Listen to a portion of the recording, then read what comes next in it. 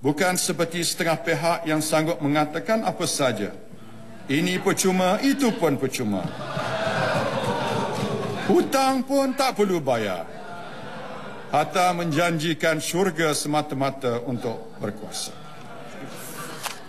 Menyedari hakikat ini, kerajaan sedang melaksanakan inisiatif rasionalisasi subsidi dan mengalih secara berperingkat kaedah pemberian subsidi daripada subsidi pukal yang membawa kepada banyak ketirisan dan sehingga orang yang berada pun memperoleh kepada subsidi yang bersasar.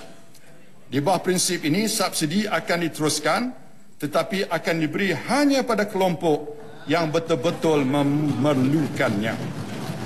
Hakikatnya, jika kerajaan terus memberi subsidi secara pukal, ia akan menghancurkan kedudukan kewangan negara sehingga akhir rakyat menanggung akibat, seperti mana berlaku di setengah negara.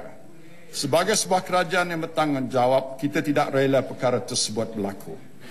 Bersesuaian dengan peralihan kepada dasar pelaksanaan subsidi bersasar, kerajaan komited bagi memastikan setiap rakyat Malaysia dapat mengongsi kemakmuran negara.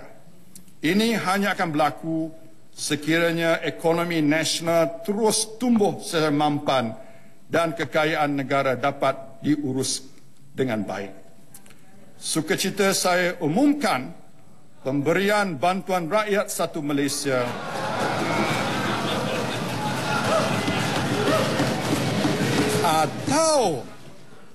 atau nama ringkasnya BRIM 2.0.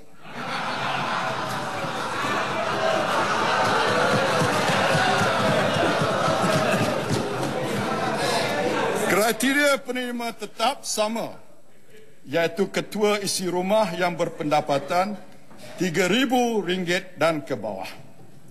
Sebagai tambahan, sukacita juga saya mengumumkan pemberian BRIM 2.0 ini diperluaskan kepada individu bujang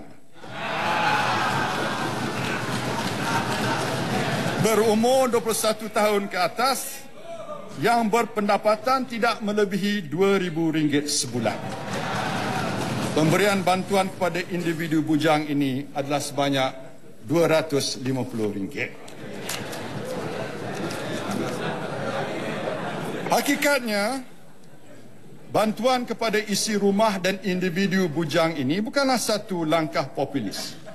Malah manifestasi sebuah kerajaan bertanggungjawab mampu mengurus kewangan negara dengan berhemah.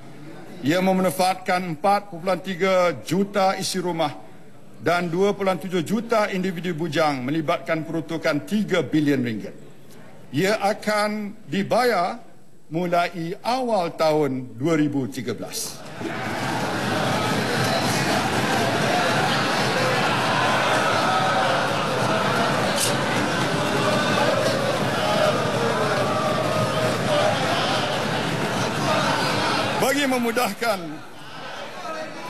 Bagi memudahkan pelaksanaan penerima BRIM sedia ada, tidak lagi perlu mendaftar untuk kali kedua.